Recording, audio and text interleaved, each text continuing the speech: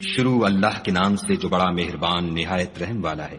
لوگوں کا حساب اعمال کا وقت نزدیک آ پہنچا ہے اور وہ غفلت میں پڑے اس سے منہ پھیر رہے ہیں۔ ان کے پاس کوئی نئی نصیحت ان کے پروردگار کی طرف سے نہیں آتی مگر وہ اسے کھیلتے ہوئے سنتے ہیں۔ ان کے دل غفلت میں پڑے ہوئے ہیں اور ظالم لوگ آپس میں چپکے چپکے باتیں کرتے ہیں کہ یہ شخص کچھ بھی نہیں مگر تمہارے جیسا آدمی ہے، تو تم آنکھوں دیکھتے جادو کی لپیٹ میں کیوں آتے ہو؟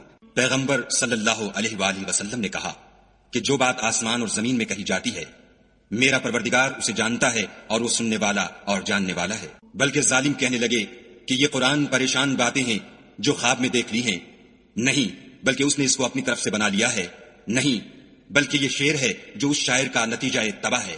تو جیسے پہلے پیغمبر نشانیاں دے کر بھیجے گئے تھے اسی طرح یہ بھی ہمارے پاس کوئی نشانی لائے۔ ان سے پہلے جن بستیوں کو ہم نے ہلاک کیا وہ ایمان نہیں لاتی تھیں، تو کیا یہ ایمان لے آئیں گے؟ اور ہم نے تم سے پہلے مرد ہی پیغمبر بنا کر بھیجے جن کی طرف ہم وحی بھیجتے تھے۔ اگر تم نہیں جانتے تو جو یاد رکھتے ہیں ان سے پوچھ لو۔ اور ہم نے ان کے ایسے جسم نہیں بنائے تھے کہ کھانا نہ کھائیں اور نہ وہ ہمیشہ رہنے والے تھے۔ پھر ہم نے ان کے بارے میں اپنا وعدہ سچا کر دیا تو ان کو اور جس کو چاہا نجات دی اور حد سے نکل جانے والوں کو ہلاک کر دیا۔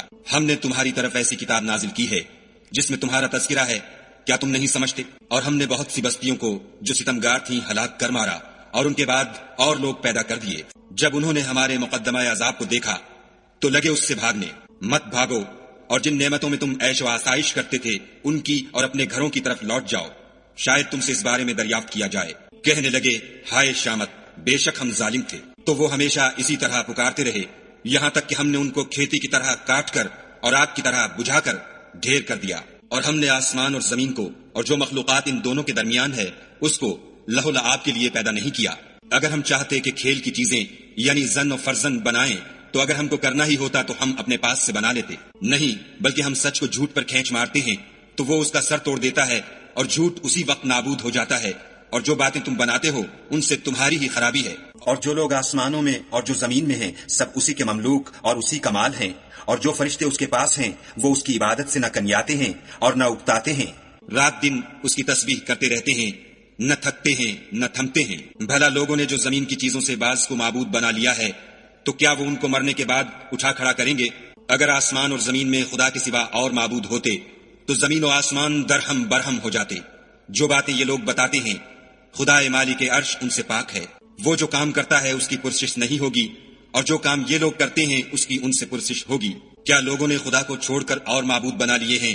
کہہ دو کہ اس بات پر اپنی دلیل پیش کرو، یہ میری اور میرے ساتھ والوں کی کتاب بھی ہے، اور جو مجھ سے پہلے پیغمبر ہوئے ہیں ان کی کتابیں بھی ہیں، بلکہ بات یہ ہے کہ ان میں اکثر حق بات کو نہیں جانتے اور اس لیے اس سے منہ پھیر لیتے ہیں۔ اور جو پیغمبر ہم نے تم سے پہلے بھیجے ان کی طرف یہی وحی بھیجی کہ میرے سوا کوئی معبود نہیں تو میری ہی عبادت کرو۔ اور کہتے ہیں کہ خدا بیٹا رکھتا ہے، وہ پاک ہے، اس کے نہ بیٹا ہے نہ بیٹی، بلکہ جن کو یہ لوگ اس کے بیٹے بیٹیاں سمجھتے ہیں وہ اس کے عزت والے بندے ہیں، اس کے آگے بڑھ کر بول نہیں سکتے اور اس کے حکم پر عمل کرتے ہیں۔ جو کچھ ان کے آگے ہو چکا ہے اور جو پیچھے ہوگا وہ سب سے واقف ہے، اور وہ اس کے پاس کسی کی سفارش نہیں کر سکتے مگر اس شخص کی جس سے خدا خوش ہو، اور وہ اس کی ہیبت سے ڈرتے رہتے ہیں۔ اور جو شخص ان میں سے یہ کہے کہ خدا کے سوا میں معبود ہوں تو اسے ہم دوزخ کی سزا دیں گے، اور ظالموں کو ہم ایسی ہی سزا دیا کرتے ہیں۔ کیا کافروں نے نہیں دیکھا کہ آسمان اور زمین دونوں ملے ہوئے تھے تو ہم نے جدا جدا کر دیا، اور تمام جاندار چیزیں ہم نے پانی سے بنائیں، پھر یہ لوگ ایمان کیوں نہیں لاتے؟ اور ہم نے زمین میں پہاڑ بنائے تاکہ لوگوں کے بوجھ سے ہلنے اور جھکنے نہ لگے، اور اس میں کشادہ رستے بنائے تاکہ لوگ ان پر چلیں، اور آسمان کو محفوظ چھت بنایا، اس پر بھی وہ ہماری نشانیوں سے منہ پھیر رہے ہیں۔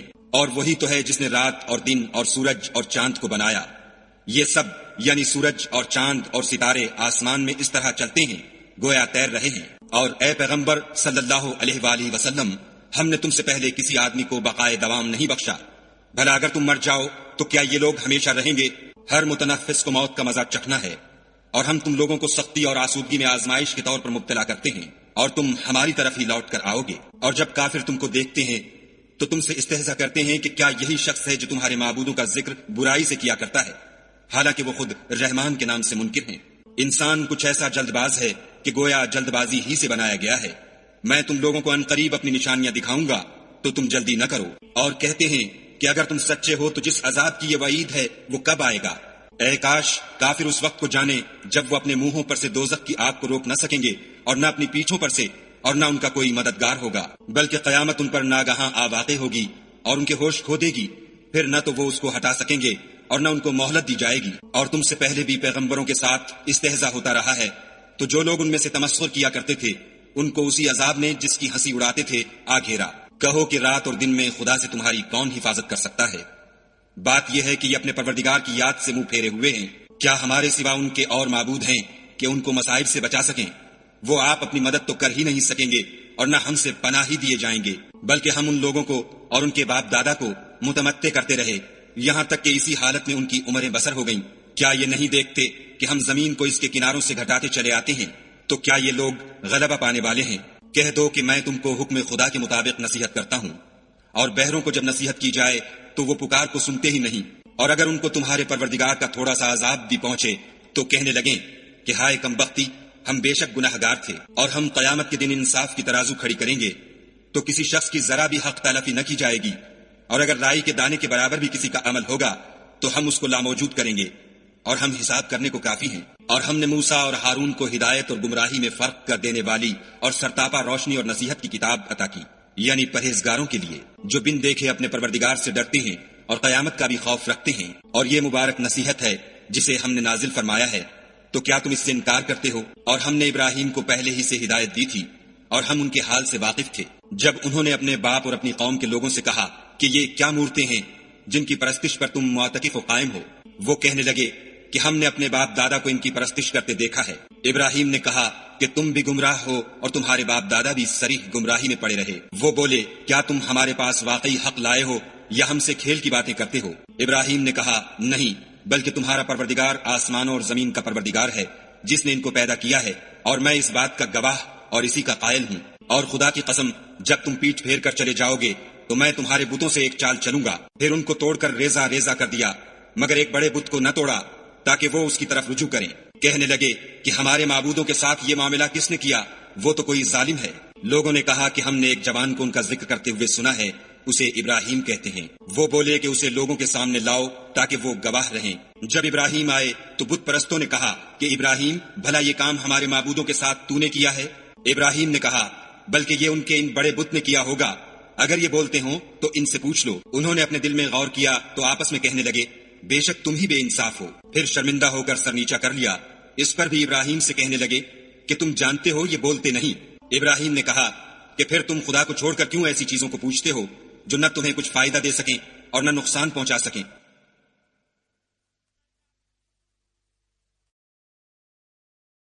تف ہے تم پر اور جن کو تم خدا کے سوا پوچھتے ہو ان پر، کیا تم عقل نہیں رکھتے؟ تب وہ کہنے لگے کہ اگر تمہیں اس سے اپنے معبود کا انتقام لینا اور کچھ کرنا ہے تو اس کو جلا ڈالو اور اپنے معبودوں کی مدد کرو۔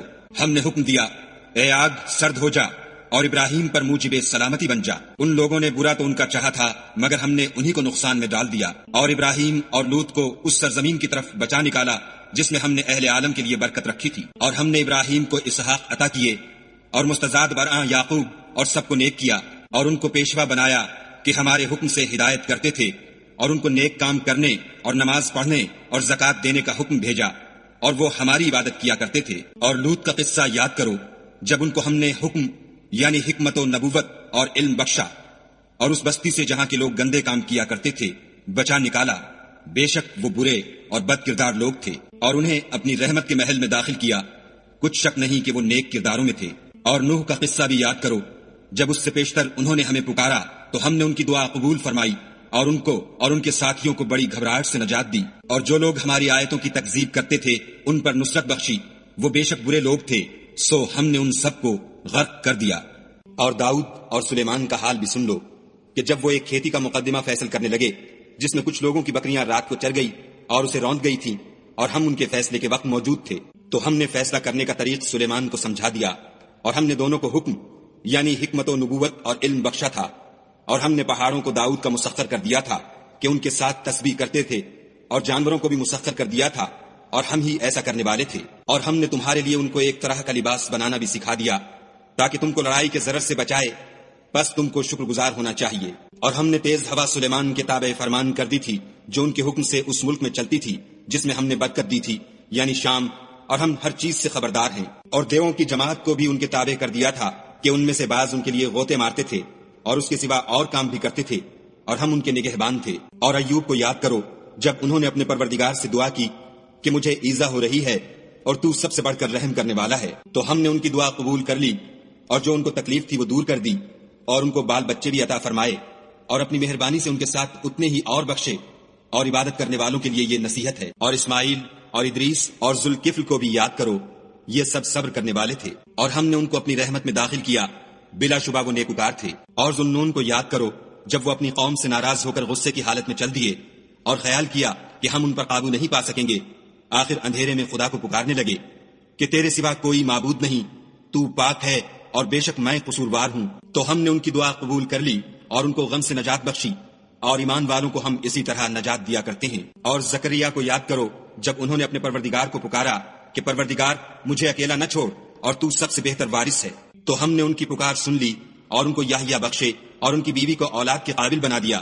یہ لوگ لپک لپک کر نیکیاں کرتے اور ہمیں امید اور خوف سے پکارتے اور ہمارے آگے عاجزی کیا کرتے تھے۔ اور ان مریم کو بھی یاد کرو جنہوں نے اپنی عفت کو محفوظ رکھا، تو ہم نے ان میں اپنی روح پھونک دی اور ان کو اور ان کے بیٹے کو اہل عالم کے لیے نشانی بنا دیا۔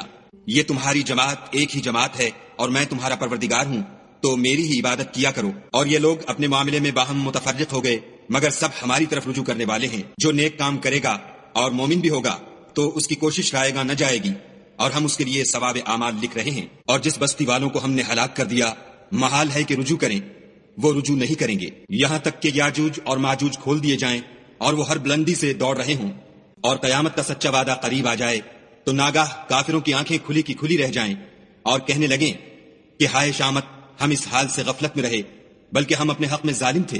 کافروں، اس روز تم اور جن کی تم خدا کے سوا عبادت کرتے ہو دوزخ کا ایندھن ہوں گے اور تم سب اس میں داخل ہو کر رہو گے۔ اگر یہ لوگ در حقیقت معبود ہوتے تو اس میں داخل نہ ہوتے، سب اس میں ہمیشہ جلتے رہیں گے، وہاں ان کو چلانا ہوگا اور اس میں کچھ نہ سن سکیں گے۔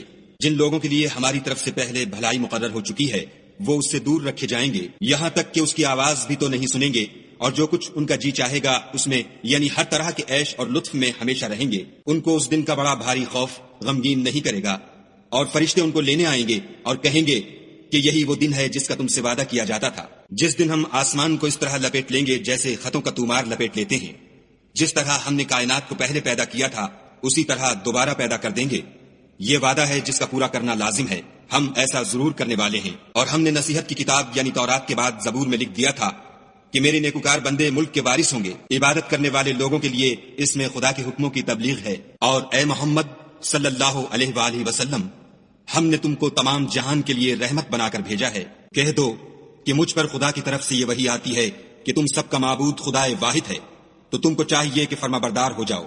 اگر یہ لوگ منہ پھیریں تو کہہ دو کہ میں نے تم سب کو یکساں احکام الہی سے آگاہ کر دیا ہے، اور مجھ کو معلوم نہیں کہ جس چیز کا تم سے وعدہ کیا جاتا ہے وہ ان قریب آنے والی ہے یا اس کا وقت دور ہے۔ جو بات پکار کر کی جائے وہ اسے بھی جانتا ہے، اور جو تم پوشیدہ کرتے ہو اس سے بھی واقف ہے۔ اور میں نہیں جانتا، شاید وہ تمہارے لیے آزمائش ہو، اور ایک مدت تک تم اس سے فائدہ اٹھاتے رہو۔